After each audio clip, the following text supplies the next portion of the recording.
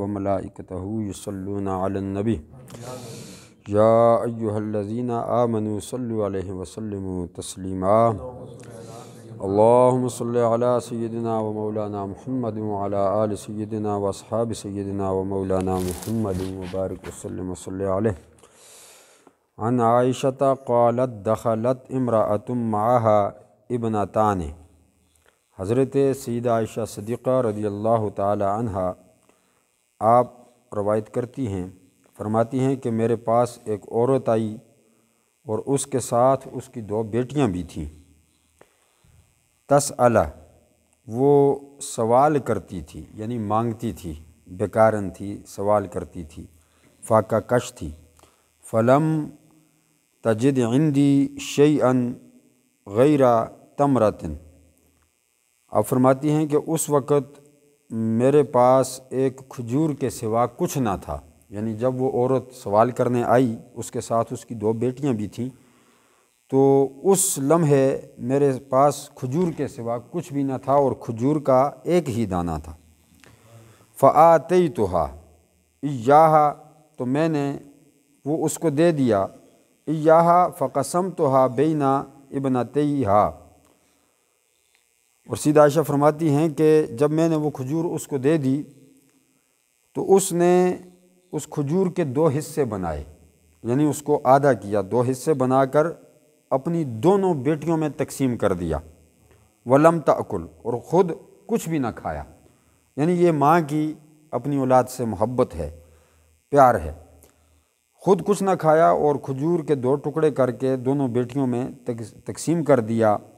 ثم قامت فخرجت، پھر وہ اٹھی اور اٹھ کر چلی گئی، یعنی وہ کھجور اپنی بیٹیوں کو دے کر وہ چلی گئی۔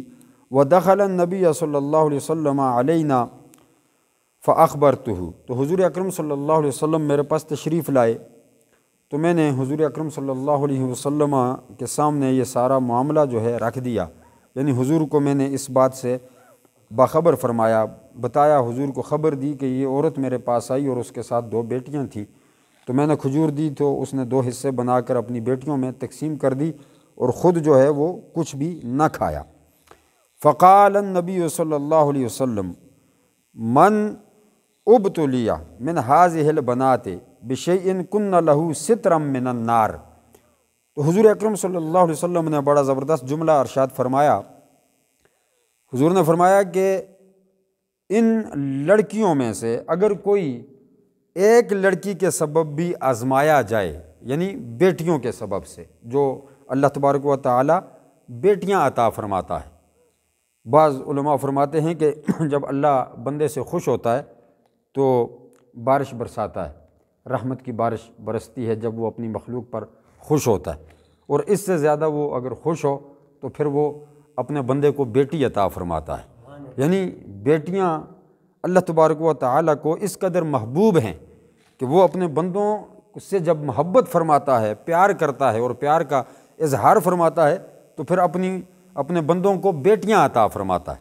تو حضور نے فرمایا کہ ان لڑکیوں میں سے، یعنی ان بیٹیوں میں سے اگر کوئی شخص ایک بیٹی کے سبب بھی آزمایا جائے تو کنّ لہ سترا من النار، تو یہ بیٹی کل قیامت والے دن اس سے جہنم کے درمیان حجاب بن جاتی ہے، یعنی ڈھال بن جاتی ہے، پردہ بن جاتی ہے۔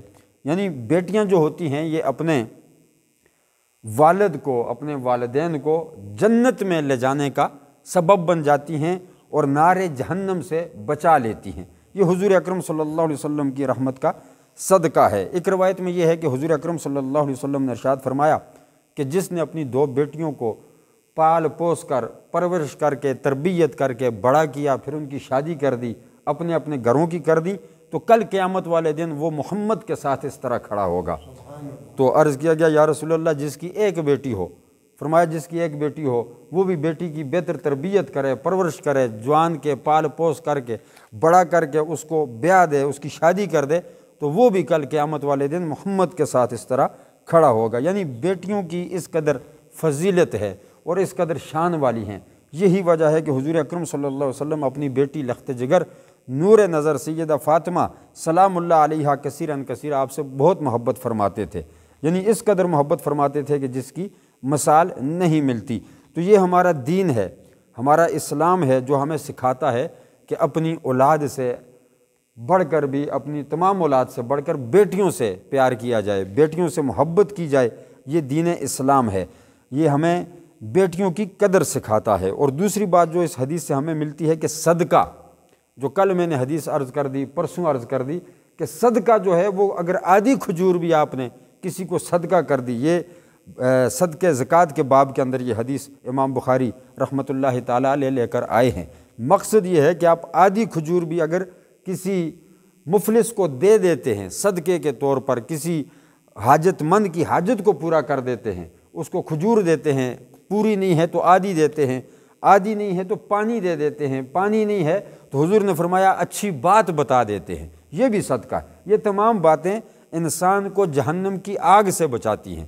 اسی لیے کل میں نے جو حدیث عرض کی اس میں حضور نے فرمایا کہ فَإِن لَّمْ يَجِدْ فَبِكَلِمَةٍ طَيِّبَةٍ، کہ اگر کچھ بھی نہیں ہے تو کسی کو اچھی بات بتا دو، یہ بھی صدقہ ہے اور یہ بھی نار جہنم سے ہمیں بچا لے گی۔ اللہ تبارک و تعالی ہمیں صحیح معنوں میں دین کی سمجھ عطا فرمائے۔ وآخر دعوانا ان الحمد للہ رب العالمین۔